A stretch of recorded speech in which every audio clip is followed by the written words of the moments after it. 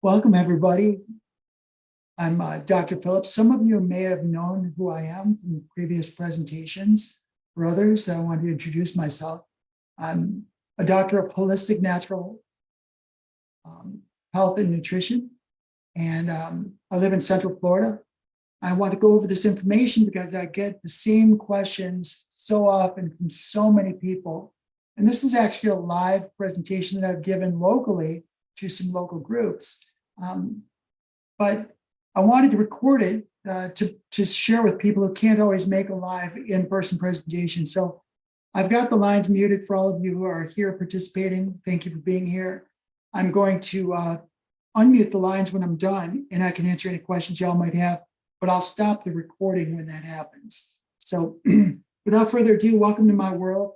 As a template of where we're going this morning, I'm going to just go through the background of just a little bit about myself, a couple disclaimers I'm going to present, then I'll unmute all the lines. We'll have a little discussion with Q&As, and then I'll share with you my contact information. So that's where we're going.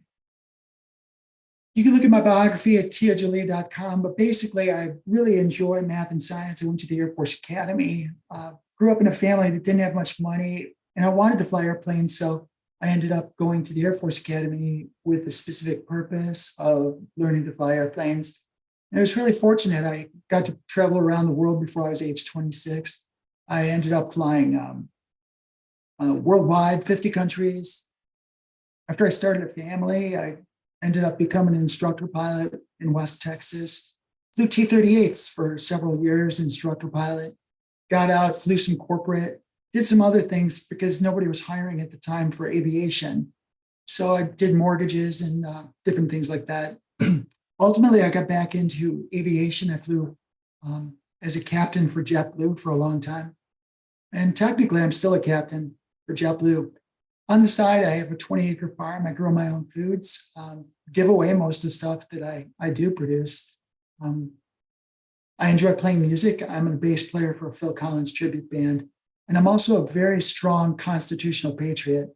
I'm very interested in personal sovereignty, independence, those types of things for people. So I think it's important that you just kind of understand my background. If you have any questions about those things, independent of the presentation, certainly double back to me and we could talk about any of those things.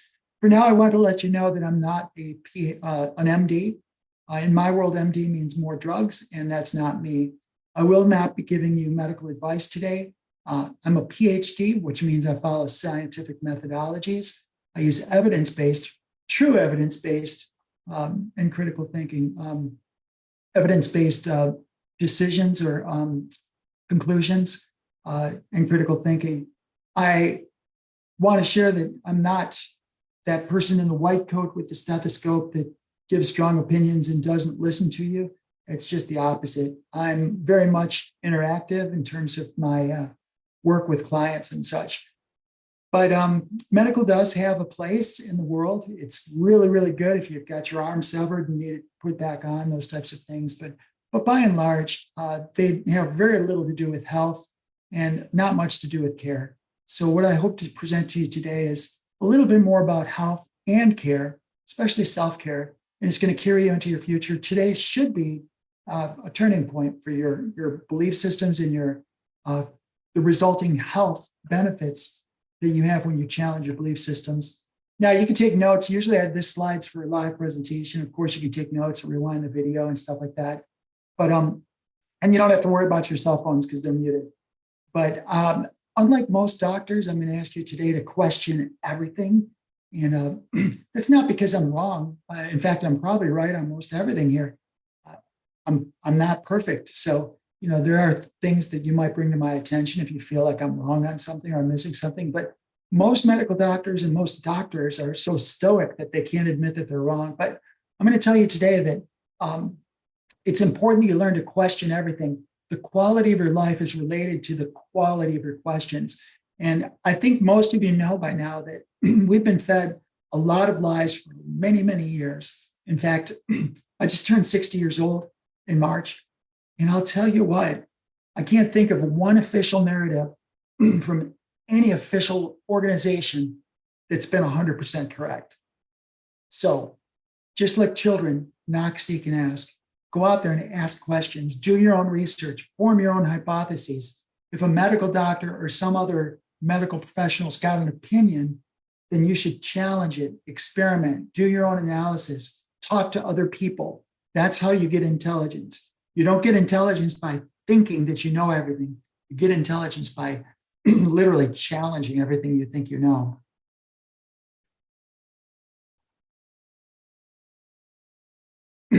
So my sources come from every place. I have, of course, I have medical journals and things like that. I read scientific papers, but it goes way beyond that.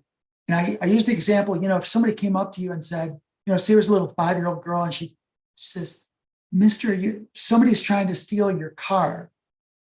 Would you look at the little girl and tell her she's a fool and she's not to be believed? She could be presenting some very relevant, very factual information. So you can't discount what the little girl is saying as because she's not credible. It's not always the source, it's the message. So don't discard the message or the source. Look at both of them and use your intuition, use your wisdom, use your innate skills to determine what's fact and what's fiction. Don't let somebody dictate it to you, okay? It's because there's a lot of information, a lot of truth that you can get from children, from nature, from all of these censored books. I've got stacks and stacks of censored books. So you can get all of that information if you just look for it. So don't take the official narratives, okay? You may have questions and answers. At the very end, the tail slide, I do have a link that has how you can get a hold of me. You can send your questions. I've got my email address. I've got different ways you can get a hold of me. So certainly take a snapshot or a screenshot of that link and you'll be able to reach me pretty much any way. I'll show you all the different ways you can find me. So what is power? This presentation is about power and beauty. This is just actually a redo from a presentation I did like many years ago in South Florida in the West Palm Beach area. I called the presentation previously Inside Out Beauty. And the idea was to bring forth beauty from the inside by changing your chemistry, by changing the physiological functions. I changed this presentation because I believe there's more to beauty than just the skin and bringing forth beauty from within. There's so many beautiful things about us that have nothing to do with physical beauty. So this is now called whole body, power and beauty. And so I think that this could be very relevant to everybody watching, whether you're old or young, you're an athlete or you're in a wheelchair, whatever your situation is, this is going to be very relevant. So to begin, what is power? Power in my book, you have to start off by looking at the official definitions, and then I'll give you my definition for this presentation, okay? If you look at the books like Merriam-Webster, power is the ability to produce an effect. Power is the authority or influence, right? It's authority or influence. That includes power over yourself. If you have self-authority or self-influence, that means that you have the power. So that's relevant. Of course, the standard definition is physical might. He or she is powerful, lift a telephone pole or something, right? Now, this is interesting. This is a definition that is a mathematical. It's the number of times that a number multiplied by itself, it serves as an exponent, right? So I was debating whether to put this definition in there, but then I realized that when it comes to your gastrointestinal microbiome and how fungus and bacteria multiply, that this is actually very relevant because as we feed certain different fungus and bacteria within ourselves, those bacteria and fungus actually multiply at an exponential rate. So this is very relevant. Sorry, there was a squirrel there, but a source of supplying energy. So again, if you're powerful, you're the source given the energy. Now there's verbs associated with this, and that's to supply power, especially motive power. So where does I can inspire you, but I can't motivate you, right? So I can give you the inspiration, and then you from within yourself can motivate yourself. So motivation comes from within. Therefore, the verb power is coming from within you because you have the power. which leads to the last verb definition, to give impetus to. Impetus would be something, a force that actually moves something in a certain direction. So the power is within you to get you from where you are to somewhere else. The only thing I can do is be a catalyst and maybe work on your belief systems, change some paradigms, alter some belief systems so you move in a certain direction. But ultimately, you have the power to move yourself. Now, what is beauty? Beauty, right? It's so subjective. There's so many different ways you can take this. Number one, I love this definition. It's the quality or aggregation of qualities within a person that gives pleasure to the senses, yay, or pleasurably exalts the mind or spirit. Wow. So we're talking about physical, we're talking about mind, we're talking about spirit, right? Excuse me. So these are all very relevant. So beauty is not just skin deep, right? It's so much more. Although it is a beautiful thing or person, check this one out. A particularly graceful, ornamental, or excellent quality. So wow. That means I can actually look at something in nature and just see. I can see a beautiful stream that's flowing. And it's so graceful, right? It's so beautiful.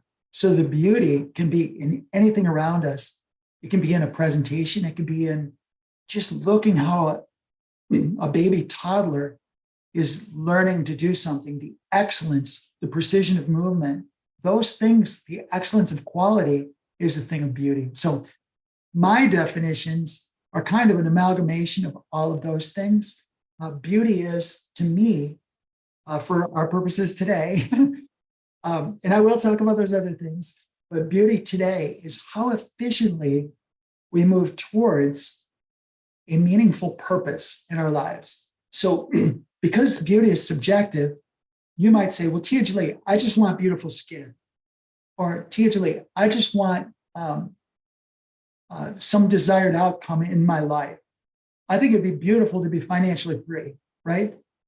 That has nothing to do with physical beauty, financial freedom, but it's a meaningful purpose in your life. So for my purposes, beauty is how efficiently can you get towards that? That's a thing of beauty in my world. Okay, so power then, how do power and beauty go together? Again, in my world, power is how well we sustain the work towards that intended purpose. So in other words, you have this beautiful idea or notion, or you have this impetus towards a certain desired outcome. Power is how can you're in my world, you're powerful if you continuously and persistently and tenaciously apply work in that direction towards your intended purpose. You might have something where you want to learn a language, or you want to do something that you perceive as being wholesome for yourself or for your soul's journey. This power is your ability to stick to that and just keep driving towards that goal and sequester resources and pull them together for that purpose. So beauty and power in my book go together. I broke it out further. I was sitting there brainstorming. I even used ChatGPT, and bounced. I call ChatGPT colloquially. I call her Rosie. She's my assistant. So there's a lot of errors. There's a lot of things that ChatGPT does poorly. But there's also some really cool things like brainstorming you can do.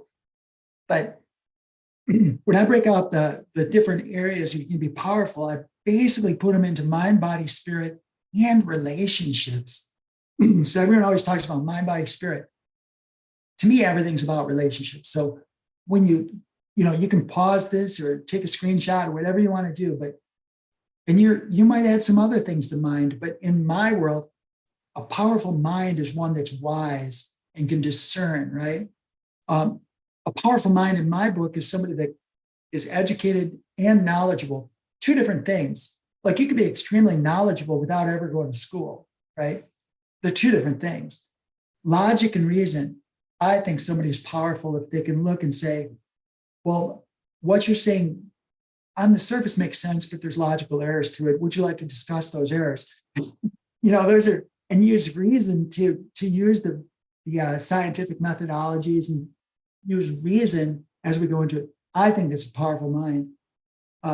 Innovation and problem solving. One of my favorite groups of people are entrepreneurs. I surround myself with entrepreneurs. They're positive, they're forward looking, they're innovators, creatives, problem solvers. So I think that's beautiful that in my world, the powerful mind does those things. Creators, some of us feel strongly that there's this creative force in the universe. You can name it God or the one or the oneness or the divine, whatever you call this creative aspect to who you are.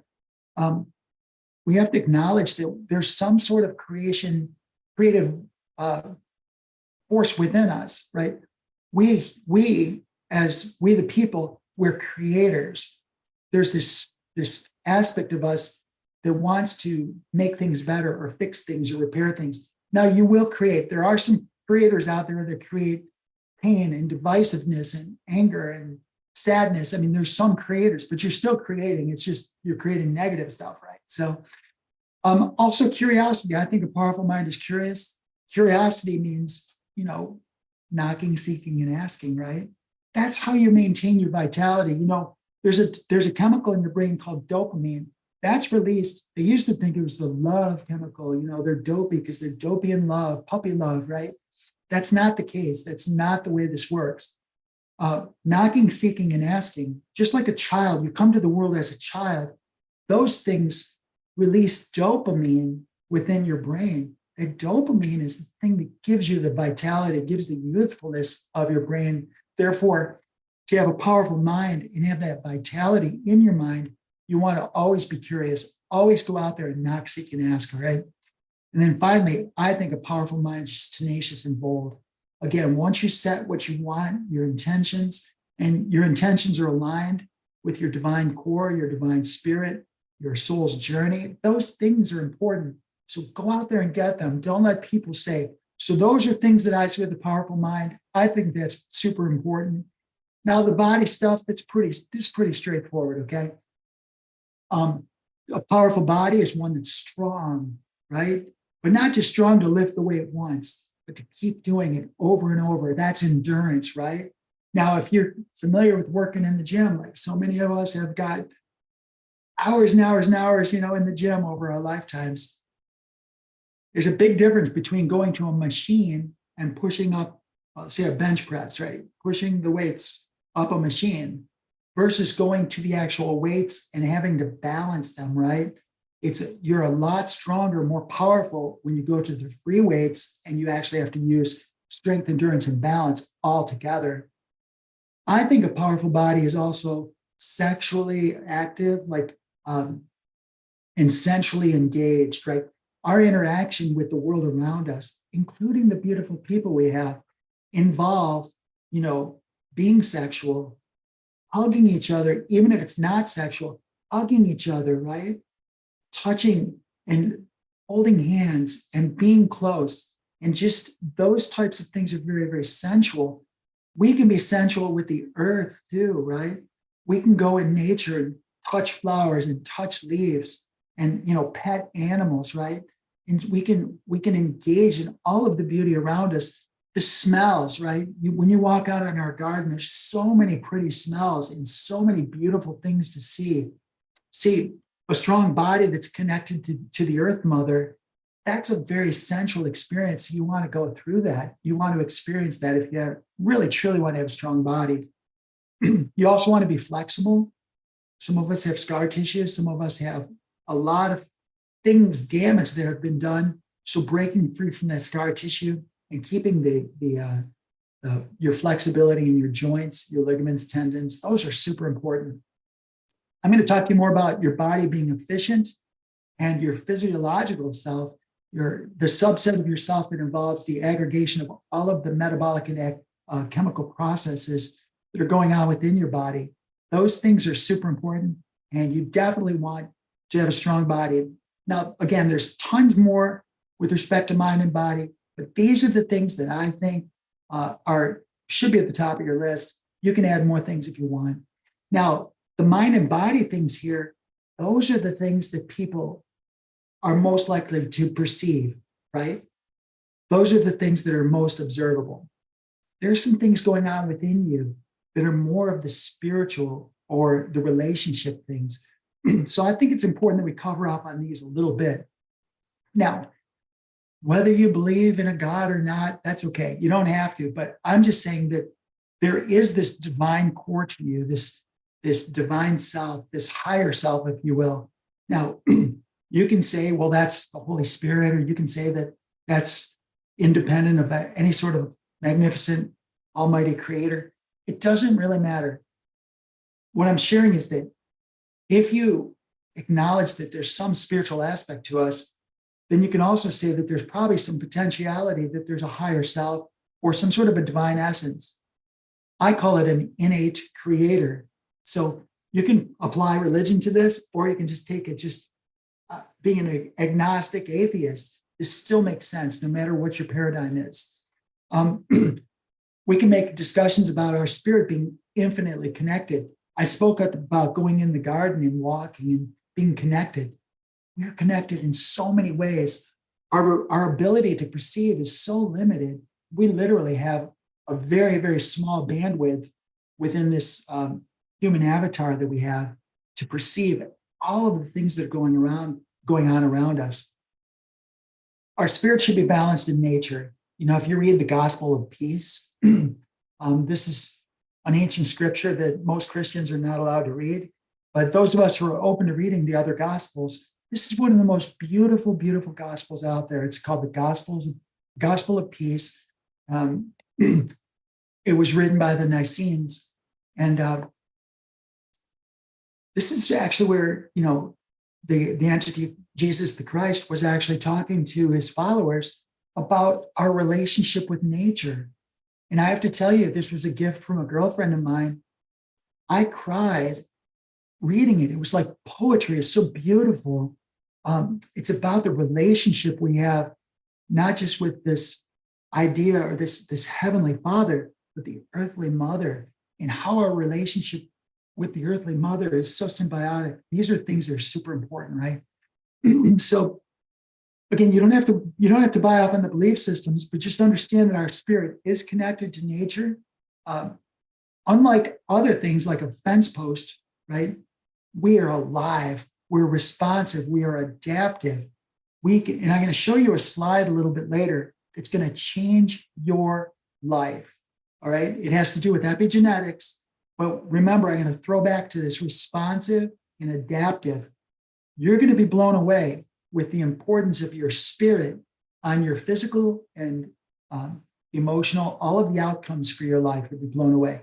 So stay with me, be aware, and be present.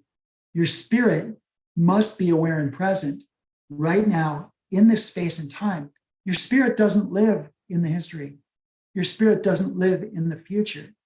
Your spirit is right now. It's here and it's now. It's aware and you're present, okay? So to have a powerful spirit, you must stay with your spirit in the here and now. It doesn't mean we don't reflect on the past and learn lessons from the past. It doesn't mean that we don't, think about the future, but most of your time should be right here and right now, okay? So now we go into relationships. Number one relationship is always self-love. You're no good to anybody else if you're a train wreck. If every day is a dumpster fire for you, you're no good to anybody. So you got to take care of yourself. I know there's a lot of martyrdom out there and a lot of people that are in the poor me drama. I got to take care of so-and-so. I've got to do such and such, and there's this whole martyrdom thing. Your number one job is to take care of yourself, to make yourself abundant, make yourself powerful and beautiful, and to be that light to shine out to other people. You can't light anybody else's light if yours is not lit. So you got to light your light, okay? Be peaceful, kind, and helpful. For me, a powerful relationship is one that involves peace and kindness and being helpful. If you love my sheep, take care of them, right? That type of thing. We're all connected, so relationships require social openness. Some of us over the years have learned that if you're a peaceful, kind, helpful, giving spirit person and you just love and you're connecting, there's this group of people that are going to take advantage of you. right? They're going to actually be time pirates. They're going to steal. They're going to take whatever they can from you because they see a soft target.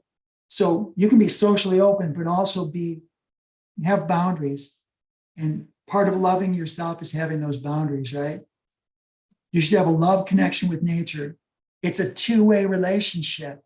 We take care of the Earth Mother. The Earth Mother takes care of us. It's two-way, okay? Powerful relationships involve being a catalyst for good. It doesn't mean that you're always the person doing the good all the time, but being a catalyst.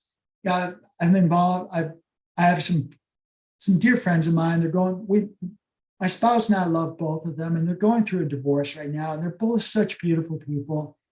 And when you're going through a divorce, there's there's all the negative, all the drama and stuff. But we try to be a catalyst for good. And by not supporting the drama, that's going to wash itself out. But just by expressing to them that everything's going to be fine, it's going to work out. There is life after death in terms of divorces and stuff. So always try to be a catalyst for good, take the high road, and be encouraging. If you want to have powerful relationships, these things are going to be really important to you. Give people the benefit of the doubt, okay? There's we have a lot of friends in the LGBTQ community, and they're being so judged and so marginalized. But one thing you don't know is whether their mother or their father was exposed to environmental toxins, whether they were injected with something that altered their DNA or altered their biochemistry when they were just a baby.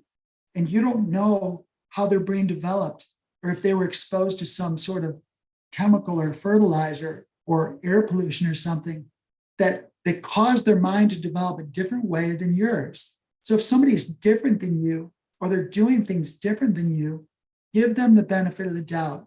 Maybe they've been injured, maybe they're toxic, maybe they were hit in the head or dropped when they were a child. There's all sorts of things. So you've not walked in their shoes, you've not gone down those paths that they have.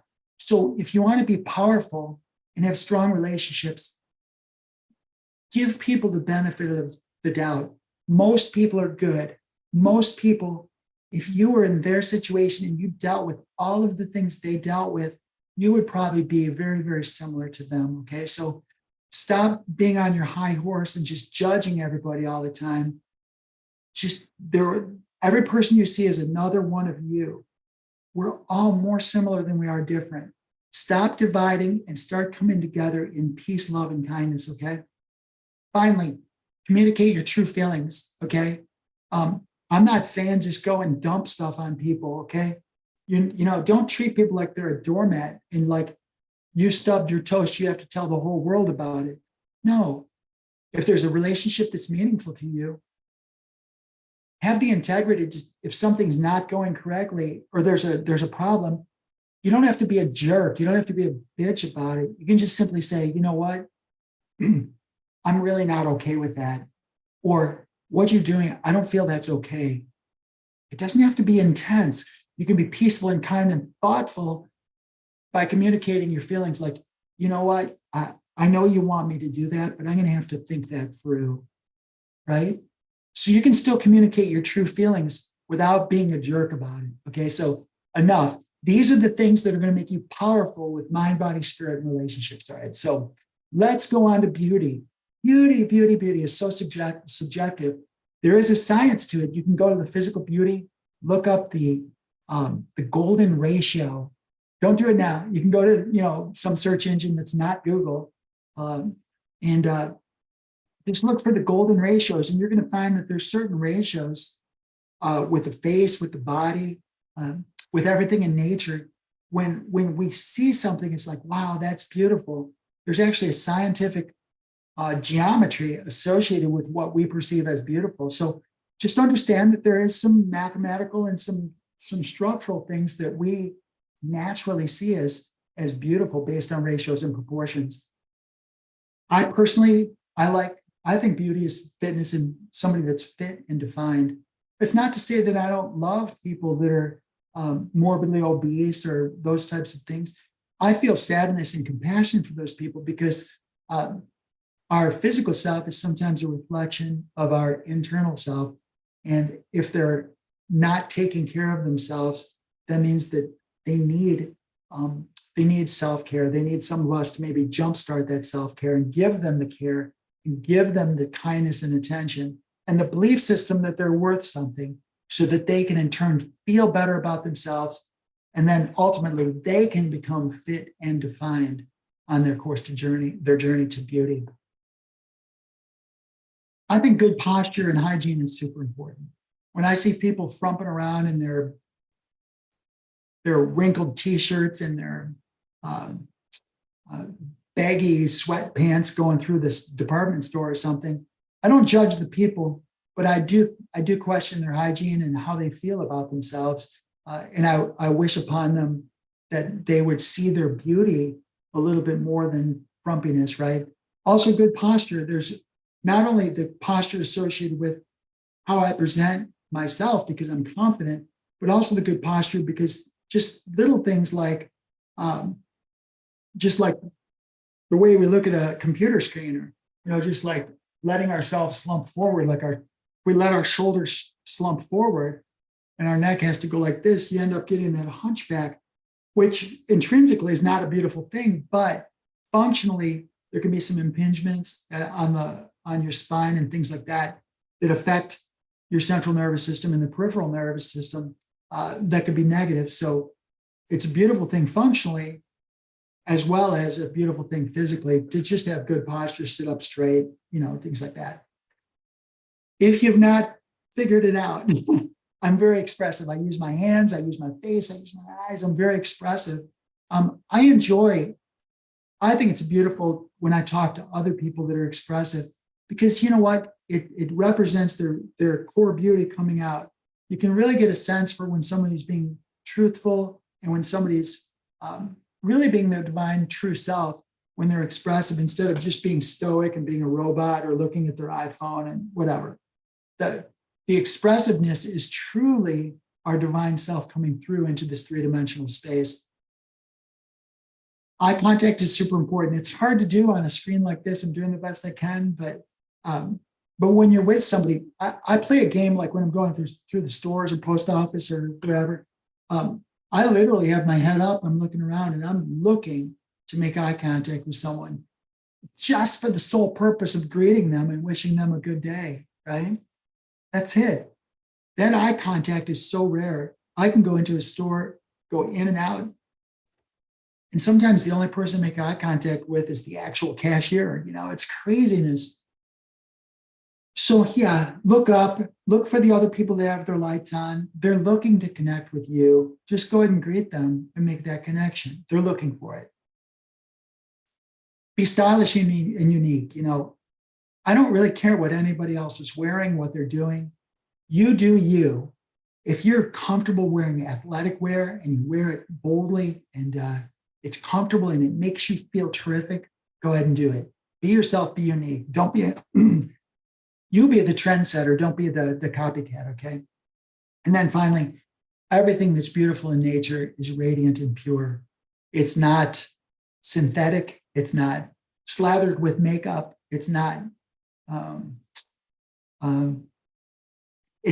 changed. It's just beautiful just the way it is. And so are you. You're absolutely beautiful just the way you are. So be more like yourself and less like other people. Okay, that's physical beauty. Now, in terms of character, I teach boldness and confidence, right? Even if you're wrong, just be bold. Because if you're wrong, you can boldly say, hey, I'm an idiot too. I just screwed up. So guess what? That's the way it is. I'm human. So, but just be bold. Your future is determined based on your initiative, your impetus, what you put into it. So just go ahead and do that. So beautiful character involves being bold and confident. It doesn't mean you know everything. You can be bold. Like when I was learning how to fly airplanes in the Air Force, I had never flown anything before in my life. But I was bold because I would just go, I would camp out right next to the other student, listening to his or her flight pilot, right, the instructor pilot, and I would just sit there boldly and learn. So even if you're just learning, you can be bold. It takes a lot of courage to go up and pull up to another person debriefing and sit there and take notes and surrender yourself to somebody else's wisdom and knowledge. That takes boldness. Okay. So it doesn't mean going out and being, Iron Man or something. It means moving in your direction towards your desired goals. Passion and energy. Being passionate means that you comprehend that your spirit's alive in this three-dimensional space, that you're on a soul's journey, and guess what? You're loving it and you're embracing every single moment. That's what passion is. Curiosity, I talked about earlier, but I think it's a character beauty to be curious and inquisitive. I said confident above. Confident and street smart is a little bit different. Being able to be street smart means you go into a scenario and you can just tell right away, yeah, something's not right. It's time for us to go, right? Or know right away when there's something you should be doing. So street smart says, I should or should not be doing this based on my intuition, based on my experiences, and I'm going to be decisive and confident in terms of moving in or out of that situation.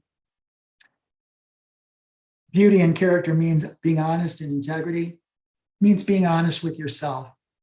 It means your word matches your actions. That's what that means. Being consistent. I don't mean going to the store the same route every day. It means being emotionally consistent, where if somebody's going to come and talk to you, you're not going to blow up on them one day and just be this kind, beautiful person the next day, right? No, you want to be consistent. And a consistent character builds confidence in those relationships, right? And finally, be a sense of humor. I'm the biggest dork out there. I mean, it's like we shoot puns. My family we're ridiculous with puns, with jokes, with humor. Yes, it could be a defense mechanism sometimes, but it's also quite fun to do. So character is a way of looking at things tangentially through the sense of humor. So emotional, wow. I talked about a lot of this stuff. Being open-minded and balanced, I covered that. Passion. This is what makes us different than all of the other animals, all of everything in nature. We the people, we're the ones that get to be compassionate. We're the ones that change the world with our compassion. That comes from being empathetic. Those are very closely related. Being peaceful and graceful.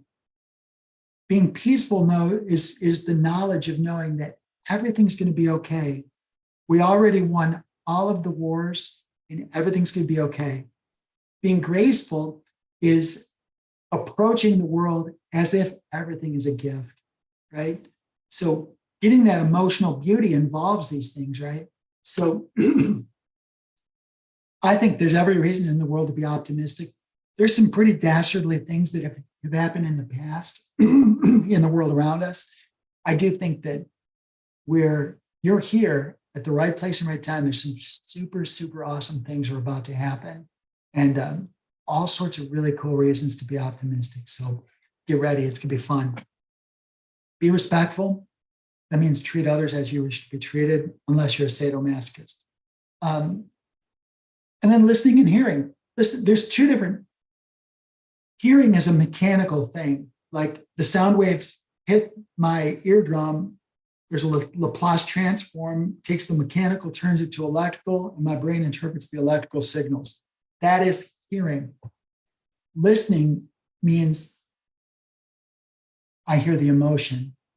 You can actually listen for emotion without hearing. I can listen to you with my eyes without even hearing. I could be completely deaf and I can listen to you because I see your eyes tear up when you see a beautiful child, a brand new baby born, and you tear up.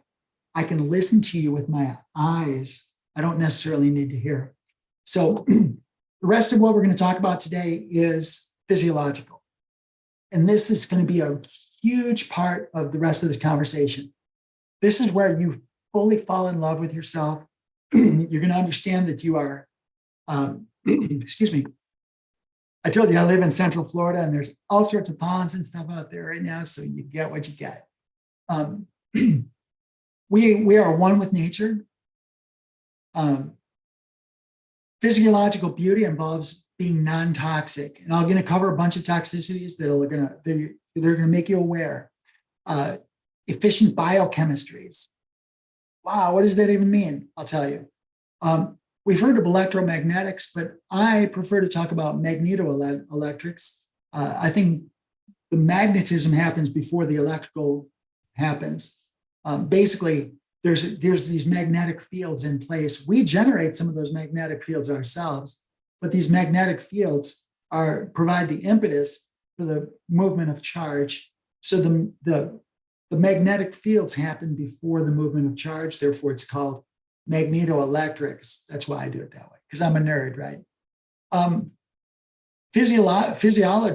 Physiological beauty involves being nutritionally sufficient so that all of your body's biomechanisms have what they need to do, what they need to do, when they need to do it.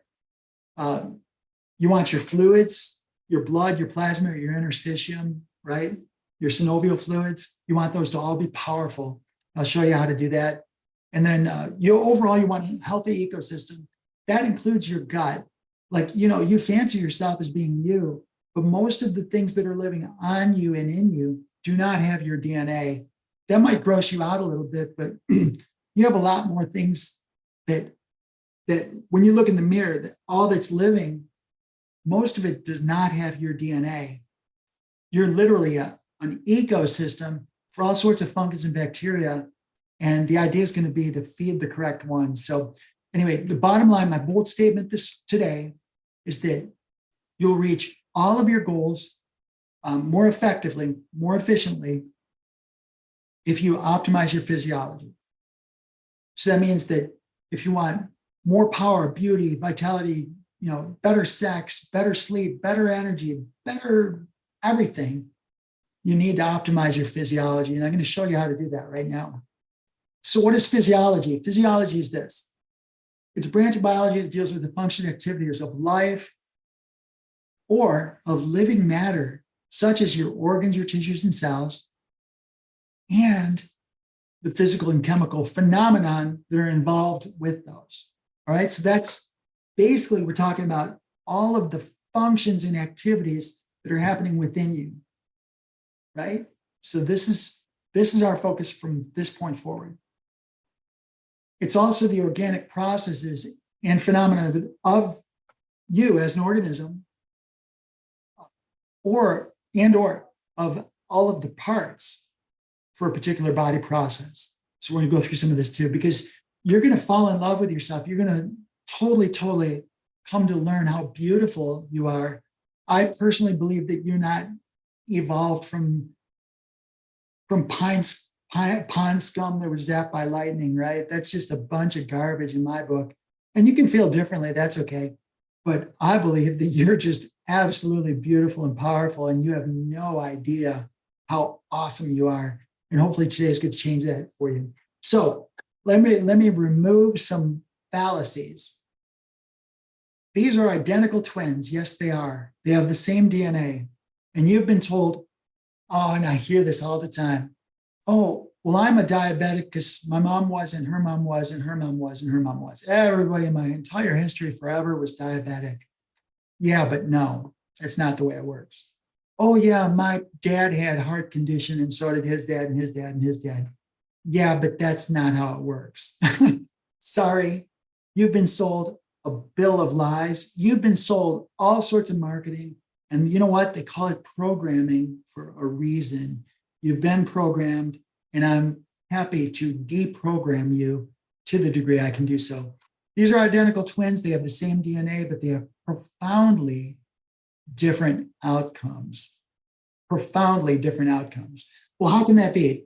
Dr. Phillips, how can that be? Well, guess what? When you look at the genes and chromosomes for different things, whether it's a mitochondria or a fruit fly or a human or a dog or a water flea, you can see that like a human has 46 chromosomes on 21,000 genes that are on 46 chromosomes, right? Well, a grain of wheat has 5 times the number of genes on 42 chromosomes. Wait, what? Wait, how much more infinitely complex are we the people than is say a grain of wheat. You have to, this is why I went back on the first slide. You have to ask better questions. How can this be? How is a grain of wheat? Why does it have the right to 5 times the number of genes than we have? Well, let me answer that. The wheat is hardwired for all conditions. A wheat doesn't have to think about its spouse or its creator or take care of the animals around it. A wheat doesn't have to get married, have kids, take care of the kids, plan a future, plan an estate, plan. A grain of wheat doesn't consider whether it's having a stressful day or its brother's being a ignorant, belligerent person, right? A grain of wheat doesn't care about any of that. It's hardwired for all the conditions. People are adaptive. We talked about all of those beautiful things that make a powerful and beautiful mind, all of those things that make a powerful and beautiful body, spirit, and how to make beautiful and powerful relationships, right? So the outcomes that you have by having negative thoughts or being in fear or being involved with a bunch of stress that you've allowed into your life are going to have a different outcome than these other things. Guess what? A grain of wheat does not care. A grain of wheat doesn't have fear. So this is why we have so few genes, because we're very adaptive. And I'm going to show you exactly what that adaptiveness, how your ability to adapt manifests and how you can actually create your future. Can you imagine the difference in the outcomes from somebody that's bathed in a spirit of love, including self-love, versus somebody that's been told they're a stupid idiot all their life? Or somebody that's been deprived of touch their whole life versus somebody that's been hugged and nurtured their whole life. So we respond within divine intelligence to this aggregate of conditions that we're presented with. So as we go forth and we have this soul journey, and I'm going to touch on this for a moment. When a new client comes into my world, I ask them who they are and why they're here. And I'll hear things like, well, Teacher Lee, I told you on the phone, I'm Betty, and I've got to lose, 35 pounds off my ass. I'm like, okay, Betty with a big ass. Those are easy. Like those things are not difficult to do. That's easy.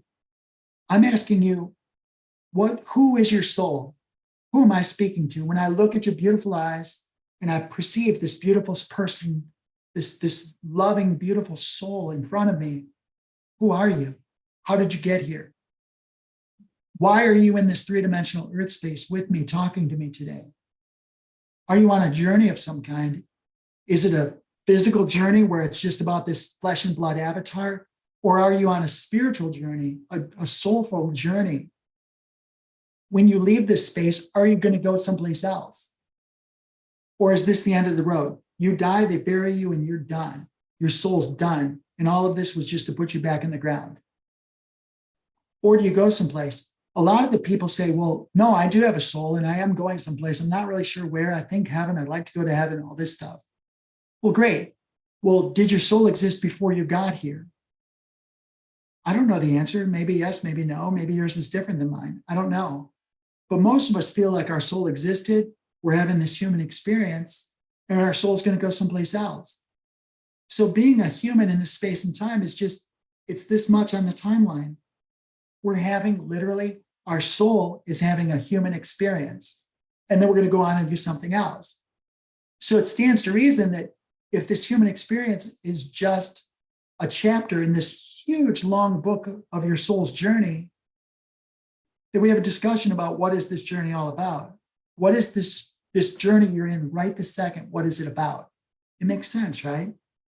And my journeys, believe me, extremely different than most journeys that y'all have been through. Every one of us has got a different journey we're on, and we have to acknowledge that your journey is different than mine, and mine's different than somebody else's, but they're all a soul's journey through this earth space, and we're going to go on and do something else. So I say that because when somebody sits down and they're having a conversation with me about their physical health, that's just a subset. We're just talking about their avatar, like this body, right? This is an avatar, and this is our interaction with each other, with our Earth Mother, with all of these things around us. We could not have these amazing experiences without this beautiful avatar, without this freaking awesome body. I've flown so many airplanes. They're beautiful airplanes, been supersonic. I've been around the world. I've flown with a heads-up display with no, like the clouds are touching the grounds and we land right on the center line with a heads-up display. None of those amazing airplanes are as amazing as you. I've never had an airplane that can get scratched and heal itself. I've never had an airplane that could respond to other airplanes with kindness and beauty. I've never had another airplane that could regulate itself. Yeah, there are certain things, it regulates its oil pressure and fuel flow and things like that. But in the whole sense, it can't balance itself and regulate itself, but you have got the mechanisms within you to do all those things. So you're not broken. You are absolutely perfect. The medical system's going to tell you that you're broken, you're incomplete, you're not perfect, you need them. You need to go find the person with the white jacket and the stethoscope that listens to your heart, because by listening to your heart, I'm an expert, right? No.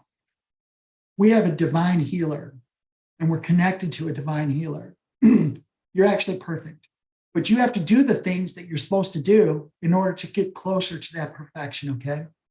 Now, I talked to you about your DNA and how small it is relative to a grain of wheat and how all of those other things impact the DNA. Let me make it simple for you, okay? This right here is what science worships. This is the God. This is the science. This is science's God. And they're going to convince you that that DNA is everything, right? Ooh, I have to go get my 23andMe, which I didn't do, and I don't recommend you do it. It doesn't mean anything. 23andMe to see if I have a predisposition for breast cancer. Okay, we'll talk about that. This represents 2% of your genome. 2%. That DNA, all it does, it's just like a color printer. You go and you watch the printer print out, and it prints out, piece of paper, right? Got beautiful color image on it. What this DNA does is it synthesizes a protein and folds it one way or the other. It prints it and folds it. It prints and folds proteins, people. That's all it does. It is not magic. It is not God. All of the rest of this computer senses all of those things. Are you inflamed? Are you being loved today? Did somebody tell you how amazing you are? Did you get enough methyl groups from the garden? These little carbon with 3 hydrogen, right? These little bear claws, they come attached to nature, things you eat in the garden, the fruits and vegetables. They have tons of these methyl groups. All you have to do is eat them. Those methyl groups help up and down regulate your DNA expression. They're the ones they're like little clamps that clamp onto your DNA. So yeah, you may have a predisposition to something, but those methyl groups will say, yeah, but not today. Not today. Or maybe you need more energy or something. Those methyl groups can actually trigger more or less energy, right? So these methyl groups are super important to your outcome or your DNA expression or suppression. Nobody talks about methyl groups. Epigenetic factors, all of those things I talked about, your belief systems, your relationships, nature, grounding, all of those things are epigenetic factors. Histamines. Are you inflamed? Are you under stress? Is it allergy season, right? All those things, they play in. Chromatin. What the heck is chromatin? Chroma means color. Are you getting color in your life? What kind of color? A whole rainbow of color.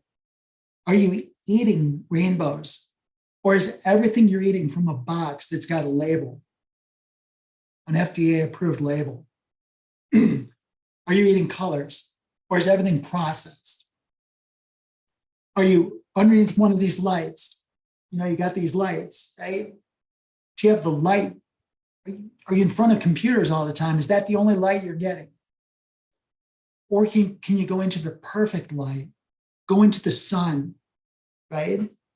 I live in Central Florida. I use zero sunscreen ever. Zero.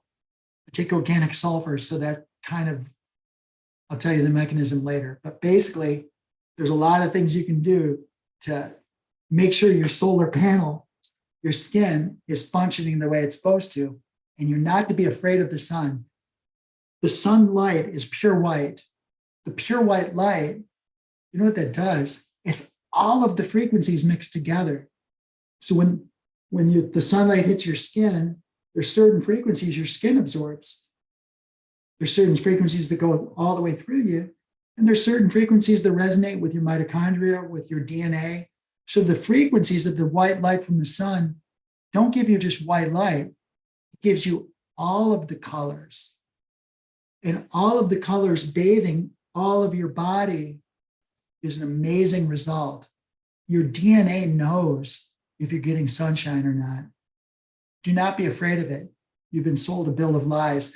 Additionally, all that sunscreen, a lot of them have parabens and what they call phthalates.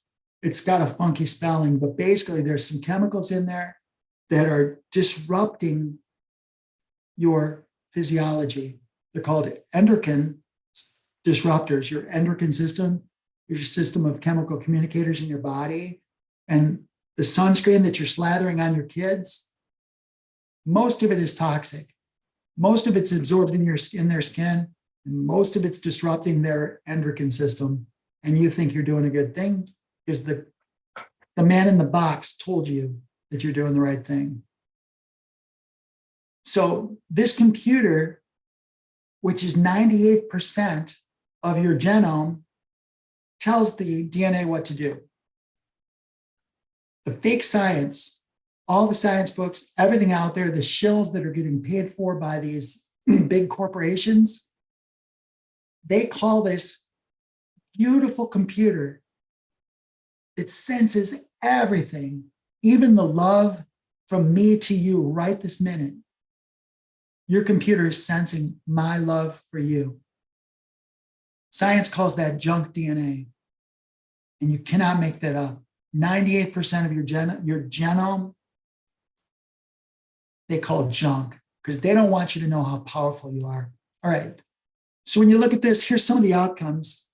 I know this is hard to see, but basically look at some of the outcomes that you'll experience from as it relates to DNA methylation. I'm going to talk about methylation again here shortly, but basically those little methyl groups can completely impact so many outcomes.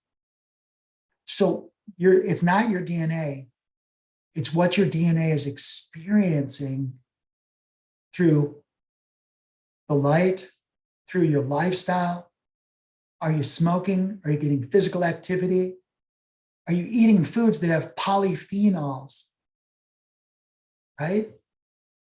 These are things that go into your magnificence, and you have to do all of them. So here's one of my bold statements. All human pathologies are related to two things: nutritional deficiencies and excess toxicities. For any of you that ask for it, just connect with me and I'll send you a 6-page. I asked you to mute your cell phone, and guess what? I didn't do it. I'll send you a 6-page PDF I've got that's called the 7 Stages of Disease, and I'll explain to you exactly how nutritional deficiencies and excess toxicities cause all 7 stages of disease and exactly what you have to do to reverse them. I'll give it to you for free. All you have to do is ask for it. Nutritional deficiencies. So first of all, nutrients are anything that serve you. They bring you energy, health, joy, vitality. Nutritional deficiencies are things that inhibit your progress towards those. It just makes sense. If you have them, you get these things. If you don't have them, you don't get those things. Now, in my world, a broader sense of nutrient is anything that serves you. It could be a kind word, great sex, good sleep, a whole body massage, prayer, meditation, and walk in nature, beautiful sunshine, breathing fresh air by the ocean. In my world, all of those things are nutrients, okay? Just so I'm not that doctor that says, oh yeah, just take this, take that nutrient, take that vitamin, you're going to be fine. No. You might as well be an allopathic doctor. No. We're so much more complex than that. Everything matters. Touching the earth matters, okay? Now, excess toxicities. There are babies born right now that have, when you test the umbilical cord, here's a brand new baby right out of the oven. The umbilical cord's got 200 environmental toxins in it. And then no sooner they're born, they're going to jab them with God only knows what's in those vials because they won't tell you.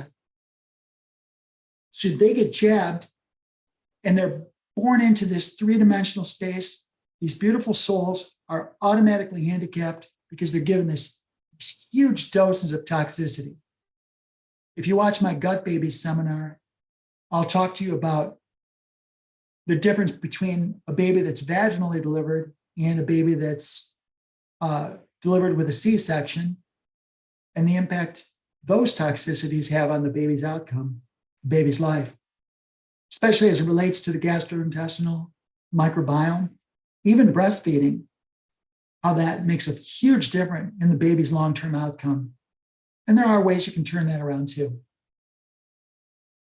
Excess toxicity. So toxicity are some things that take away from you, that bring you dis-ease, chronic symptoms, lethargy, lack of energy, and sadness, right? It affects your mood too. So excess toxicities do the opposite of nutrients. They inhibit your progress towards health, energy, and joy and vitality. So in my world, toxicity is when you consider the epigenetics, all of those factors that go into your outcomes from your DNA. Those toxicities include maybe a belligerent family member, your stupid brother-in-law that's always mouthing off about something, right? It involves staying awake too late at night, being dehydrated. A lot of times people are hungry, but they're actually dehydrated, right? Making poor lifestyle choices like too much alcohol or too much, smoking too much, things like that. Complaining all the time.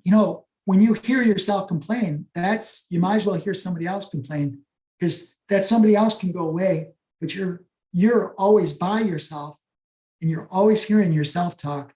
So stop complaining. If you're feeling slothful, go do something. Go for a walk. Just get up and do something.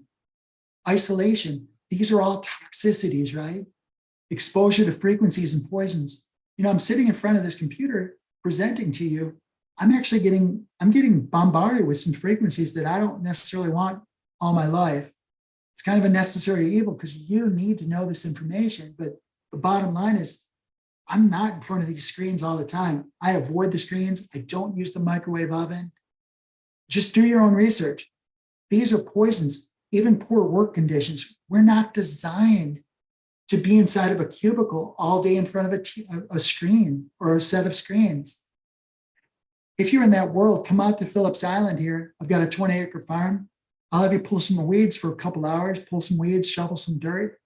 You're going to feel amazing, all right? But these are toxicities.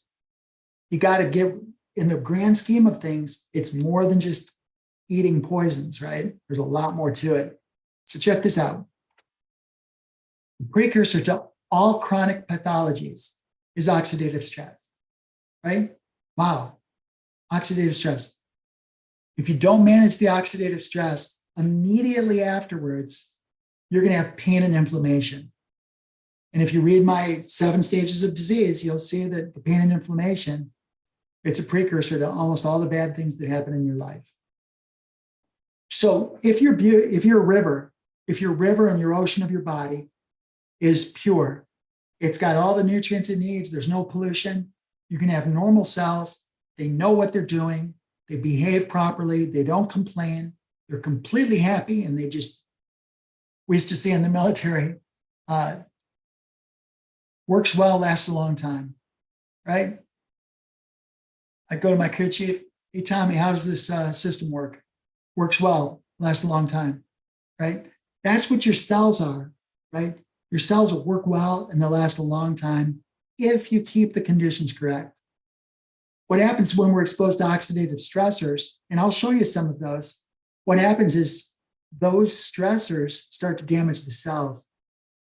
And if they keep getting damaged over and over again, it's like little attacks, like little piranhas, right? One piranha won't hurt you too much, but a whole bunch of piranhas will destroy you. Well, these oxidative stressors, what they do is they actually degrade or destroy the cellular function. If it gets bad enough, the cell actually forgets what it's supposed to be doing. It starts to misbehave, and I call that cancer. You call that cancer. It's not, you can't measure cancer. I can't say, well, here's a pound of cancer. No, that's not the way it works. The cancers that you have are they're groups of cells that have been exposed to toxicity or a lack of nutrients, or they lack nutrients for such a duration of time, whereas they don't know what to do. They're fighting all these battles and they totally forgot who they are and what they're supposed to be doing. They're in a constant state of war. And the seventh stage, which I call cancer, is when the cell may not ever remember what it was supposed to do in the first place. And it becomes basically pathogenic, which means it leads to a bad condition for your overall body. So what is oxidation? When a molecule, or when there's a molecule in your body that loses an electron, most molecules are happy when they have all of their electrons. When they lose an electron, that becomes stressful to that molecule, right? It's called, when it loses the electron, that's an oxidation, and that causes the molecule to stress. So that's called oxidative stress. So here are some of the things that play into oxidative stress. And this is just a limited number. The gold arrows, those are the things that happen exogenously. Exo means outside of, genus, sourced. So it's an outside source. So the gold ones are outside of your body. The green ones are endo, which is inside of, genus, sourced, inside sourced from your body. So outside, we've got pollution, we've got fluoridated, chlorinated water, poor lifestyle choices, food additives, a lot of UV and microwave frequencies and things like that, right? Those all cause oxidative stress. But guess what? We cause our own stressors too. We have chronic acidosis, which is based on eating from packages with things that have labels. Poor sleep, poor lifestyle choices, an imbalance of our microbiome that causes bacterial and fungal infections, right? Stress, fear, sorrow, loss, those all cause oxidative stress, right? So yeah, there's not just one thing. Our goal, though, is to reduce as many of these as possible to reduce oxidative stress. This may be hard to read, but check out some of the effects that oxidative stress has on body. People present to me, they're like, oh, I'm always depressed. Well, check out the first thing. Oxidative stress, fatigue, reduced concentration, decreased mood. Wow. Oh, my joints ache. My muscles hurt. Check this one out, the third one, narrowing of arteries. Wow, do you think stress? Your body is so perfect. When you're under stress, it actually narrows the arteries because you need the blood to go in different places. So your body thinks when you're under stress, it thinks you're being chased by a tiger, but you have to get to safety. So it narrows the arteries that don't need to be used, and it pumps glucose into your veins, into your arteries, because it's thinking that you need to have more power. So it's going to give you more glucose, what your muscles need. But you're not. You're just sitting there being idle, being stressed. So your body pumps glucose into your arteries, but you're inactive. So now it's got all this glucose, and you wonder why you're diabetic. Wow, it's all connected. So you can go on and on here. Basically, hormone imbalances. If you're being chased by a tiger, your body doesn't really care what your estrogen or testosterone levels are. It's trying to get you to safety. You should only be stressed like very, very, very rarely. But having a stupid brother-in-law is way different than being chased by a tiger. But you have been conditioned to be stressed and ticked off and angry about everything. Everything in your world is going to stress you. Your belief system stuff that everything should go your way, and if it doesn't, you're going to be pissed off. So you bring on your own stress, and you don't think that has an impact on your hormones. Yeah. When you increase your stress, you decrease your thyroid function. And I'll cover that in a moment. So yeah, stress is a big deal, and you need to pay attention to this stuff. Check out the effects. This is not my slide. That's why the misspelling there, but the oxidative stress related to all these systems. Wow. This is like everybody that goes to the doctor for anything you can imagine. It's related to oxidative stress. Maybe Dr. Phillips here is onto something, right? So managing oxidative stress in my world would put most hospitals and MDs out of business, right? So how do you anti-oxidize? What are antioxidants? What is that about? An antioxidant is something that has extra electrons, like your Earth Mother. If you put your bare feet in the ocean or on the moist earth, just for a few minutes a day, you're going to get extra electrons. So those are antioxidants. Anything that donates to you extra electrons is an antioxidant. As I'm sitting in front of you, I've got bare feet on this pad. And this pad is in my desk here, but I've also got one in my bed, at the foot of my bed. And it's basically plugged into that little tiny hole in the electrics. That's a grounding port that's tapped into our Earth Mother with a big metal, I think it's copper, but big metal rod. It's like 12 feet or 14 feet deep. So all these electrons from the Earth Mother right now are coming into my body as I'm talking to you. So these are antioxidants. You can do tons of stuff like this. You can get them from your foods, right? I get most of my antioxidants from my foods and from my supplements. So antioxidants help restore normal health function by donating extra electrons. I'm going to talk about polyphenols. You can get them from vitamin C, vitamin E, carotenoids, flavonoids, even some minerals like copper. The water in this glass right here is from a copper carafe it's just pure copper. It sits there 24/7. When I take a sip, just a little bit of copper in there. Delicious. I'll have to do another thing on water. Send me a note if you want. I'll do another one on water. I'm trying to debate whether I want to do water or adaptogenics.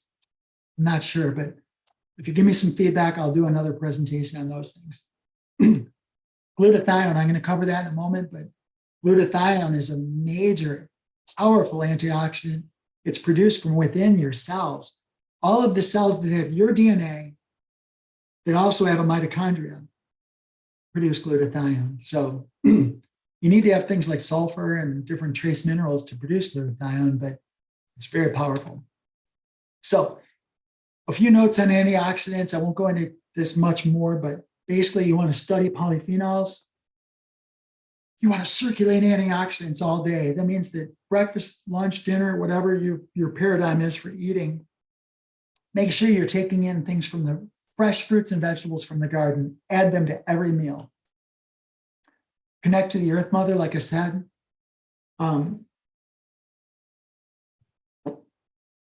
Oxidized lipids, those are fats. Lipids, every time you hear lipids, those are fats.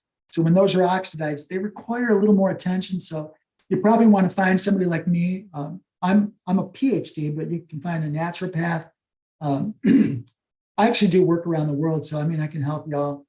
Just get a hold of me and I'll help you, navigate this stuff. But oxidized lipids, people with their brains, the brain neurons that are, most of your brain is fat, right? If you don't get rid of the oxidation in your brain starts to misbehave. And we've seen people that have had tremendous improvements in their brain function, whether it's a child with autistic symptoms or older people that are showing signs of dementia and things like that. That's evidence of oxidative stress in the brain, right? Those oxidized lipids are very difficult to deal with. Not impossible, you just have to be very persistent and very consistent. And the sooner you can get to them, the better, so they don't start to plaque. Make vitamin C your dear friend. Vitamin C you cannot get. Your body does not synthesize its own vitamin C. We, the people, and guinea pigs don't make their own vitamin C. All the other mammals do. Dolphins, rats, bunny rabbits. Name a mammal. They all make their own vitamin C except for humans and guinea pigs, right? You must have vitamin C to produce collagen. I'll show you a slide on that in a moment. Naturally sourced vitamin C holds more electrons. Excuse me. I know that the FDA thinks that a left-handed vitamin C and a right-handed vitamin C are the same, but they're really not. The FDA is the Fraud and Deception Administration. They absolutely do not have your interests in mind. Almost everything you get from your garden has some vitamin C. Here are some of my favorites. I grow moringa out here. Moringa is called the miracle tree. The leaves have quite a bit. You don't eat the fruits. I mean, you can, but the seed pods, but the leaves themselves are beautiful and green. They have a bunch of vitamin C. Acerola cherry, rosehip, strawberries. These are all really good sources of vitamin C. And it's naturally when you have a vitamin C molecule from nature, it's got polyphenols attached to it. These are called, sometimes they're called bioflavonoids or associated food factors. They used to be called that. But basically, there's all of this other stuff that comes with the vitamin C that science doesn't even know what they do, but we do. They have beautiful outcomes for your body.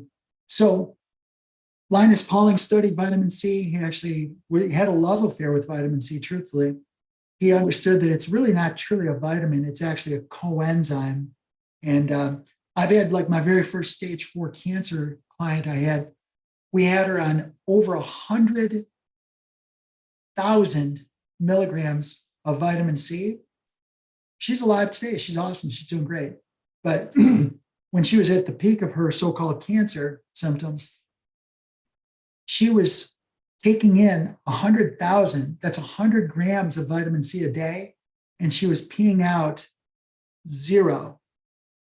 That means that every bit of her vitamin C was being put to work in her body, fighting as an antioxidant, right? Now that was years ago. That was like 10, 12 years ago. But there's other things we can use now that are equally as potent, if not more so, than vitamin C. And maybe I'll do a different presentation on antioxidants. I don't know. So what is collagen? Collagen is important. So we need vitamin C to synthesize collagen. What is collagen? Well, it happens to be the most abundant protein in your body, right? All of your structures in your body, and I'm going to surprise you with the next slide. So many structures in your body require vitamin C to synthesize collagen. But if you're not getting it from your diet, why do you think people are suffering with structural issues? They have different types of muscular and neurological and bone issues, right? They have all these things happening. they have strokes. A stroke there's two types of stroke, but the one where you have a blowout with your artery, well, that's just weak. That's a weak structure, right? So if you don't let your structures get weak, then you're going to have strong structures, right? And then you won't have these blowouts. So collagen is synthesized with vitamin C. You can see that it's hard to read here, but basically here's a better slide of it. You have a fibroblast that's basically got vitamin C. And then whenever you see the word enzyme, imagine a carpenter that's got a tool, right? So enzymes are taking these raw materials, such as amino acids and vitamin C, and they're using it to synthesize a collagen molecule, which then becomes part of the collagen fiber, all right? So if you don't have the enzymes, it won't work. If you don't have the amino acids, it won't work. If you don't have the vitamin C, it won't work. You need all three of those to synthesize collagen. Check it out. There's 4 types of collagen. Look at the principle, the tissue distribution. It's used in your bones, your teeth, your arteries, your blood vessels, your membranes for all of your systems, like your arteries, right? The epithelial layers are the outside layers of your arteries, and your endothelial is the inner layers. So yeah, if you want to have strong tissues, you need to have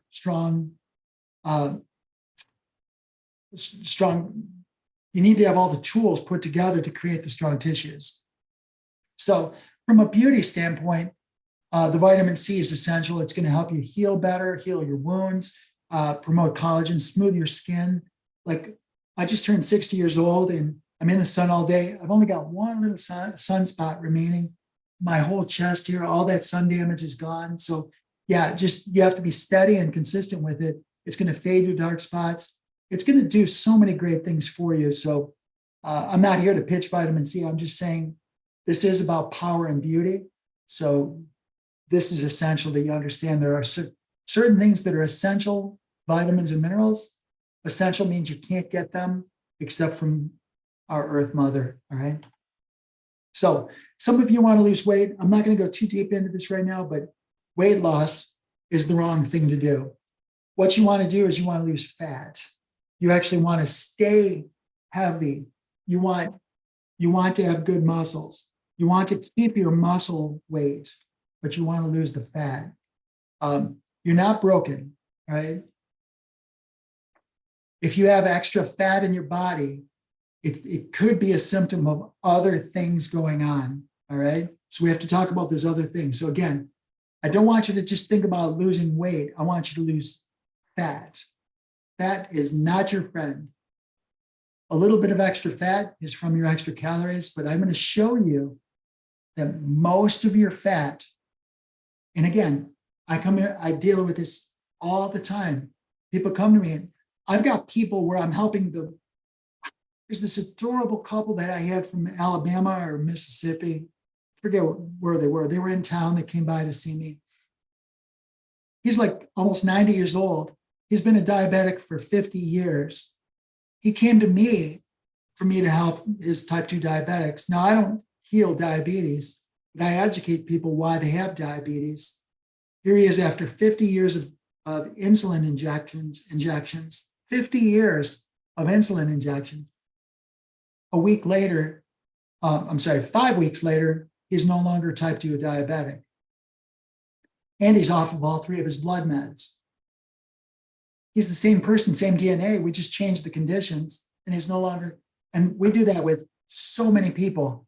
100% success reversing type 2 diabetics if they're coachable. It's not them. They're not broken. You are not broken. The fat you have does not define you. It's a symptom that you're doing some things wrong and you need to reverse those things. Now, I talk about that because his wife, who agreed to help him stick to what I suggested, accidentally lost 35 pounds. Just because she was doing the things that were good for him, she did for herself, and she accidentally lost 35 pounds. So a lot of what I did for him was, I'm going to show you in a moment, addressed toxicity, cleaned up the blood, cleaned up the ocean, the interstitium, reduced the stressors, right? Because most of the weight gain for this lady and for all y'all is basically from stress, right? So you can either lose fat, or you can choose to be toxic and stressed. But you're not going to lose the weight if you choose to be toxic and stressed. It's your choice. If you choose to remain toxic and stressed, you will not lose all the weight, or you can lose it, but you won't keep it off, right? So this slide, again, is hard to see, but it's worth it if you can put your eyeballs on it. Your body is so amazing. It's always doing all of these tasks 24/7, even while you sleep. Your autonomic nervous system's got two modes. It's got the parasympathetic mode. It's got the sympathetic mode, right? Roughly speaking, sympathetic mode is when you're under stress. The peace mode or parasympathetic mode is when you're in a peaceful spot. So roughly speaking, stress dominance means you're mostly in the stress side. Peace dominance or parasympathetic dominance means that you're mostly in the physiological peace side of the world. Spoiler alert, most of your life should be peaceful. If somebody wants to put out a stupid drama into your world, you can watch it, but you don't have to participate. You don't have to be emotionally moved. Let them play their drama, but you stay peaceful. Be a peaceful observer, right? So remember this, S, stress, means S, sympathetic. P, peace, means P, parasympathetic. That's how they're related. That's how I remember it. So these are the things, check out. If you're being chased by a tiger, you watch the blood, your body wants to constrict the blood vessels. It's going to redirect the blood where it needs to go. It's going to increase your blood pressure, right? Because you want to force the blood to get where it needs to be. It's going to reduce your stomach motility. Your digestive system is going to slow down or stop, which is unfortunate if you're trying to absorb nutrients. But your GI, and then all of the digestive enzyme secretion is reduced. It's going to increase your blood sugar because your body is anticipating needing to jump a fence, climb a tree, fight, flight, or freeze, right? Stress, fight, flight, freeze. Or, and also it's going to stimulate the adrenal glands to secrete stress hormones. Those adrenal glands are going to show you in a moment. Man, those chemicals are awesome. They're amazing if you're being chased by a tiger. Most of the time, your stupid boss, your stupid coworker, the people that are just misbehaving around you, they're beautiful people that are just misbehaving. Those stress hormones will kill you. The other thing that stress does is it decreases your thyroid function. I've had so many people come to me, oh, my medical doctor says that my thyroid's broken, wants to remove it, wants to zap it with radiation. I'm like, you mean your MD, more drugs? They have three tools: more drugs, radiation, or scalpel. Those are their three tools. They have nothing to do with health or care. If you're stressed and you don't manage your stress and you're constantly stressed 24/7 because your belief systems, your thyroid will downregulate. You got to deal with the stress, people. If you don't deal with the stress, your thyroid is going to respond intelligently. It's not broken. If you're being chased by a tiger, your body doesn't care about tomorrow's hormones. You got to get that, all right? So stress comes physical, chemical, emotional, and physiological. Those are the stressors. Everything that affects your stress comes from one of those. If there's a fifth one, please let me know. So check it out. Stress, which again, look at that, it's pointing to the head. Most of it's in your head. Produces cortisol. Since you're spending, remember I showed you an increased blood sugar? It's forcing sugar. Now your body's saying, hey, I'm using sugar, I better go get some more. So it's going to stimulate the cravings, right? And then the cravings, since you're not using all the extra blood sugar, you're going to get a bunch of extra belly fat from that. So your adrenals actually sit right on top of your kidneys. Got one on each side. Those adrenals, check out all of the factors that go into the adrenals. Wow. Sugar and white flour, caffeine, fear, toxicity, financial stress, allergies. Wow, smoking. Maybe you've been injured. Maybe you're going through a divorce. Wow. This is like the standard American world, right? Every direction you turn, there's stress. Now, you can be a peaceful observer and say, yeah, you know what? That what's happening to me now with my child or my neighbor that's misbehaving, that is a shit sandwich. There's nothing you can do about it. It's a shit sandwich, right? But you don't have to eat it. Like, it's like, okay, you don't have to eat it. You can have stupid things going on around you. And most of them you don't have to engage. Take a breath, find the blessing, give gratitude for the beautiful things you do have, and let it go by you. If you keep attacking your adrenals with all of these things, they're eventually going to get fatigued. They're going to get fatigued, adrenal fatigue. You've gone to the stress, you've pulled the stress string too many times, you've beeped the stress horn too many times. Now you're in adrenal fatigue. What does adrenal fatigue do? What are these signs and symptoms? Well, your PMS is going to be worse. You're going to have belly fat, low blood pressure, dizziness, standing, hypoglycemia, crave salty things, right? You're going to be exhausted. Your metabolism's going to slow down.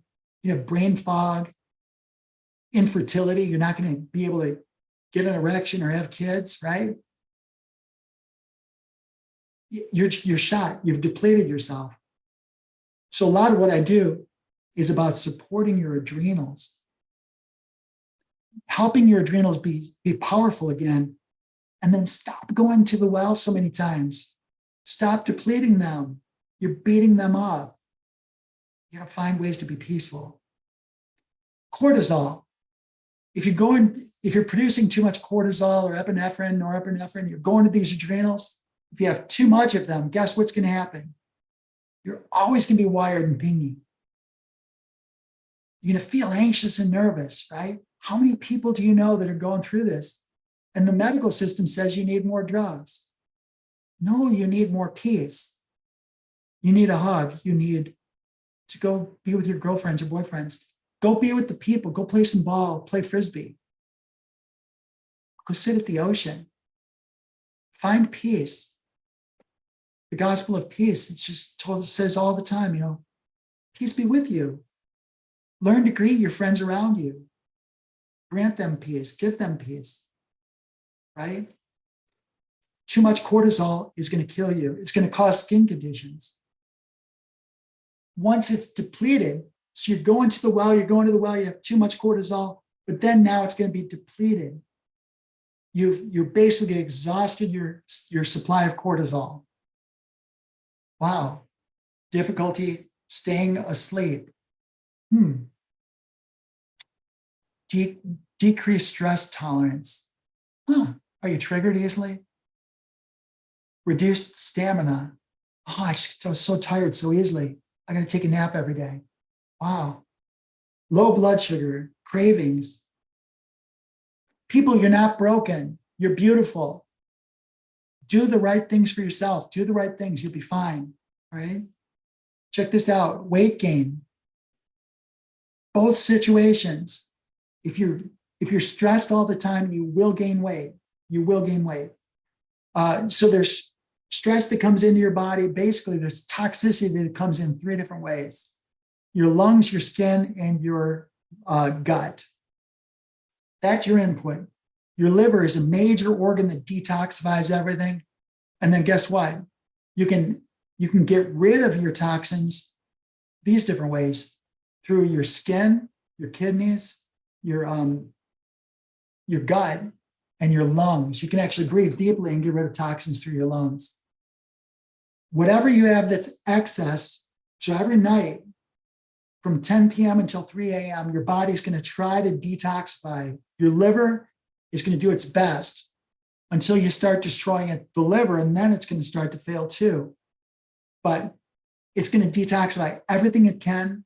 Whatever it can't, it's going to fall into two categories.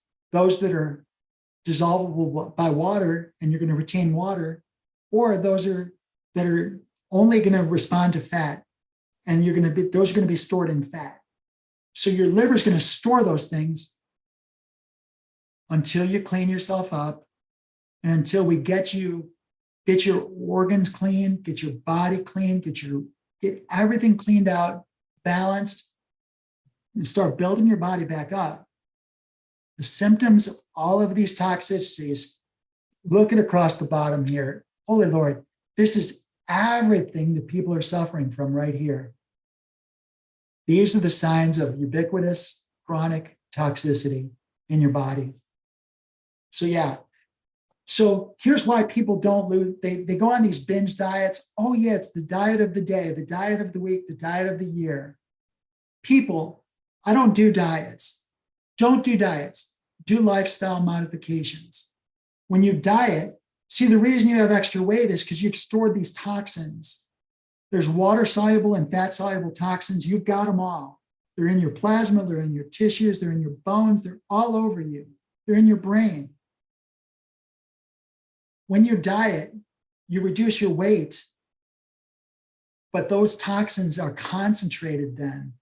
Remember, the reason you got the weight in the first place was because your body was retaining water to dilute the poisons, and it was taking the fat and stacking it wherever it could stack it until you can go clean house. It's protecting you. Your body is divine and amazing. Well, what happens then is your body reacts. As soon as you're done dieting, you rebound, you gain the weight back because you didn't do anything with the toxins. But if you change your lifestyle and you start to do the things I'm advocating, the toxins, the excess, the toxins that are causing the excess body weight, when you detoxify, you're going to drop the weight because you no longer need the weight.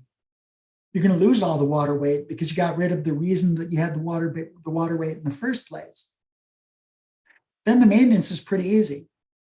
There's no rebound if you understand why you're fat in the first place. And most of your fat's from stress. Get rid of the stress, get rid of the fat, detoxify your body, fall in love with yourself, and go out and play frisbee or chase some butterflies. Stop being don't grow up. Do not grow up. It's a trap. It's a complete trap.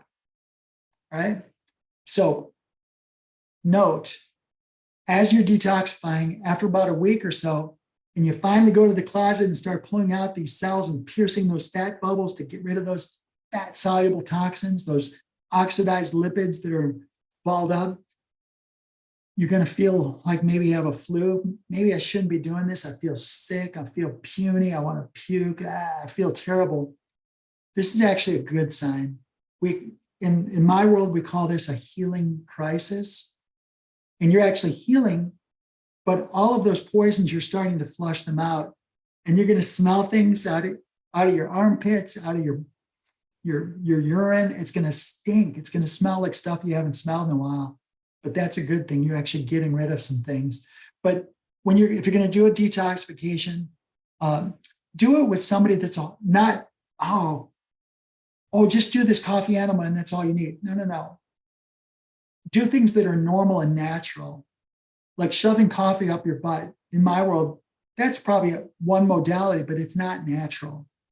If you do things that are more natural, that make sense, you're going to have a much better outcome, okay? In the long term, right? Let's do things that make sense, people. All right, so find peace. You're not broken, you're great. Decrease the stressors, decrease and cleanse yourself. Do it now, all right? Especially your liver and your organs. Change your lifestyle, including your food choices. Note to self, real food doesn't have labels. Real food doesn't moo or oink or squawk. Real food comes from your garden. That's what real food is. Get friendly with polyphenols. Poly means many. Phenols are all these really cool molecules that are folded so many different ways. They're like little Lego blocks, and you can assemble them. Your body gets these polyphenols, and they do so many cool tools within your body. It's really powerful. Choose nutrients that are actually methylated. Methylated makes those nutrients look like they're from the garden. So some people, they go to Sam's Club or Costco or all these different places for, the one-a-day vitamins, which is junk. And your body doesn't even recognize those as nutrients, all right? So find somebody that's going to get you methylated nutrients. Your body recognizes those as foods and they can be readily absorbable. Add adaptogens. Adaptogens are big. There's a type of polyphenol called adaptogens, and these are going to be really big for supporting your adrenals. I've got my favorites, but again, there's some really sharp doctors close to you. Of course, with Zoom, you can be close to me too. Just drop me a note, but you can find people close to you that can help you find really good sources of these things. The herbs, these are from the garden, right? These herbs are very good in terms of supporting your adrenals. So this is good stuff. I'm going to close up with this because I went a little bit over time, but I think it's worth it. I think if I changed one life or helped one of you beautiful people, that it's been worth it. But your lifestyle and choices matter. Just a couple notes regarding sleep. Don't eat before bedtime. I advocate doing an 18-hour fast multiple times a week. It means you do all your eating between noon and 6 p.m. The whole breakfast, lunch, dinner, snack thing, that's a marketing device. If you want to think clearly, do temporary fasts, intermittent fasting, your mind will be crystal clear. You're going to give your body a chance to detoxify. When you're sleeping, cool, dark, and quiet place, unplug your cell phone, shut off your Wi-Fi, get away from any electrics. If you can be isolated away from all the electrics, that's going to be better for you. I had a girl up in the DC area. She was suffering immensely. And I asked the family where the Wi-Fi router was. And their house was such that her bed was on the other side of the wall, directly on the other side of the wall from a Wi-Fi router. And she had Wi-Fi sensitivities. And it was just literally making her completely almost crazy and depressed. So if there's a disruptor in your life, it could be just some ignorant person that's misbehaving based on their belief systems and paradigms. You don't have to hate them. Just remove yourself from them. Just create a little bit of distance. Remove the disruptors, all right? Make sure you exercise. If you want to sleep better and function better, exercise. It's going to do amazing things. Your liver and adrenal support. If you know that you've caused damage to your liver and you know you've gone to your adrenals too many times, get support for them. It's easy to do. It involves getting proper minerals and proper enzymes from nature, okay? Now, water. If you don't have a water filter, you are a water filter. The water that you get from the municipal supply is dangerous. It's polluted. It's got hormones and chemicals and all sorts of industrial runoff wastes. Do not drink them. Do not drink fluorinated water. Do some research. The fluoride that's in your water and your toothpaste, there's a warning level on your toothpaste. Read it. Don't do the fluoride thing. It's going to steal electrons. It's a group 17 halide and it steals electrons. It also calcifies your pineal gland. So do some research on that. Minimize bottled water use. Those crinkly bottles that they put water in, they're actually injected plastics, and then they put the water you're going to drink, they put in to cool it down. So all of those PCBs are leached into there. Those are endocrine disruptors. They can have forever effect on your body. Consider clean energy drinks. My family drinks an energy drink that's it's very pure. It's got blue-green algae, wheatgrass, spirulina, naturally sourced B vitamins. They're out there. Do not do the monsters. Do not do the Red Bulls. Those things will kill you. They're absolutely nasty stuff in there. Don't do food colorings at all. And you don't have to get water from the water faucet either. You can actually have juicy fruits, like we grow watermelons and things. I'll eat a complete watermelon just for breakfast. There's so much water. Let the plants do the work for you. They're going to structure the water and mineralize it for you. So go eat a big watermelon or pineapples, right? Plain, fresh foods, yay. We grow our own. If you can grow your own, do it. If you can't, get some really clean nutrients to supplement. I get most of my calories from fruits and vegetables. I am a plant-based eater. I will, if you invite me to barbecue and you have some shrimp on the barbecue, I'll eat something like that sometimes, but very rarely. I don't eat beef. I don't eat pigs. I don't eat, because there's no such thing as animal agriculture. That agriculture is plants. You're eating a dead animal carcass. That's what you're eating. Okay. Let's just not call it meat. Let's call it dead animal carcass if you really want truth in labeling. And yeah, I had a girlfriend that recently rescued a bird because she had to make sure the bird was rescued because I looked in its eye and knew it was a real animal. Well, yeah, but then at the same time, you're eating a chicken for dinner.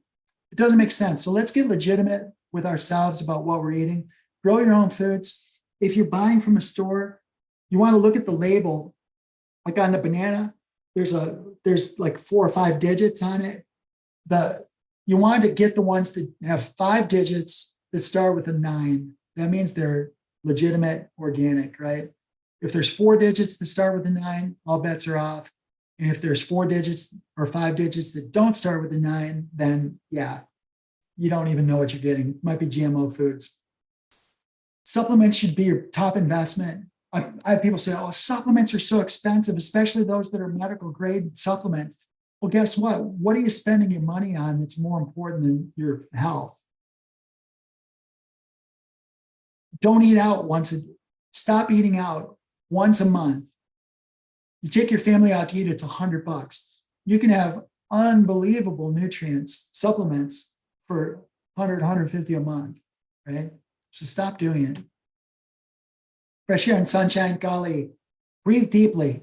Don't breathe like this when you breathe. Don't move your shoulders. That's not breathing. You want to breathe from your diaphragm. Breathe it in, right? Lots of lungs. You want to pull that diaphragm down, right? Touch your earth mother, dirt, sand, water, touch it all. Get with the sun regularly. It's your friend. And don't use sunscreens ever. If you want to cover up, get a nice linen or a nice cotton cover up. Cover up with your head, but don't use sunscreens, people. Get exercise. I just usually say, make it fun. Play Frisbee. Find something you enjoy doing outside. My son does Frisbee golf out in Austin, Texas. They have little groups, just go have fun with it. I know here in Florida, that game, it's like paddleball. I forget what it's called. I forget the name of it, but somebody will tell me. Somebody in the chat, go ahead and tell me. But basically, it's done on a tennis court and whatever. It's kind of fun. But I love to see old people out being busy. Find a partner, find a team, go be busy. Park away from the building so you can do some more walking. You don't have to go to the gym and lift power weights. Get your little peak cheeks a little bit, just enough of blood flow to get into your head. Get a little bit winded. That's all you need to do is just circulate the plasma, circulate the blood. Don't overdo it. All right. Prayer and meditation. You don't even have to believe in a God. Okay. I do. You don't have to. Connect with your higher source, your higher self. Resonate with nature, right? Just go be with the animals. Go be with these beautiful, beautiful creation around us, right? I want you to learn to hear without listening. I should have said, listen without hearing. I'm going to change that slide. These are new slides. But learn without thinking. Learn without thinking. Don't use this brain. Use your heart brain, okay? So get social. If you're sitting there in your computer and you think that your friends are the ones that friended you on Facebook, you need to redefine what social is, all right? Go to meetup groups. There's local groups. Some of you need to go to freedomcells.org. Freedomcells.org. That's freedomcells.org. You'll find people really close to you that are all about teaching each other, supporting each other, growing food, emergency field medicine, defending yourself. Really good organization. Be a light that's a gift to others, right? Go learn things. Novelty. Go do novelty. Knock, seek, and ask. One of our favorite things we did, we went to a meetup group and they were cryptocurrency traders. Go trade cryptocurrencies. Or don't, even if you don't want to do what they're doing, go learn about it. Meet some cool people, right? Find out about them. What's their life about? Rediscover your inner child. If your inner child's been injured and you have trauma from your past, talk to somebody, call me, call somebody, call a professional, right? Talk to somebody about what you've been through or what you're going through. Don't let that affect your future. Resolve it and get past it, all right? And finally, find your passions in your tribe. There's people out there like you. They're looking for you. There's people like you that want you to connect with them. So go find your tribe, right? If you don't know how to manage stress, learn. You create most of your own stress, so stop doing it. It's up to you. You don't have to stress. You can make a decision right this minute that you're going to be fine. Whatever happens, I'm going to manage it. I've got this. Don't buy into the scarcity mentality. Those of us who grow food, I gave away so many sweet potatoes. I grow 9 varieties of sweet potatoes now. Last year, I gave away bushels and bushels of sweet potatoes for free out of a position of abundance. You can create abundance with yourself spiritually, financially. I've not charged anybody for 3 years. I've created good business decisions, good investments where I don't have to work anymore. So I can serve people from a position of abundance. You can do the same thing. Heal your childhood traumas. Find some friends. You don't need 1,500 friends on Facebook. You need 2 or 3 dear friends that'll listen to you, where you can share with each other and make decisions about how to get through this stuff, right? Cherish them. And finally, get your polyphenols and adaptogens. Get them daily, get them every day. So you probably have questions and answers. I went way over, but you know what? I love y'all, and I think this is good information. I need to get out there. I promised a girlfriend that I would record this, so I recorded it. This will be available. I'll probably put it up different places, but for now, just send me a note and I'll send it to you. I'll probably put it up on Facebook or something, but I'm going to stop the recording now and stop the sharing, and then I'll answer any questions y'all have. But I love you dearly, and thank you so much for being with me today. This is what you can do to contact me. You can find me at tiajolie.com/links. That's my virtual menu. My actual menu is at tiajolie.com. You can go there and schedule a free meeting. Just set up a consult. You can schedule with me there. It says tiajolie.com/consult. So you can find me there. You can call or text me on that 24-hour number at the bottom. Or you can just do a general search anywhere for at Dr. Tia Jolie, and you can find me there. So this is all the ways you can get me, and I'm just totally grateful to you all. And I'll take your questions right now. Thank you.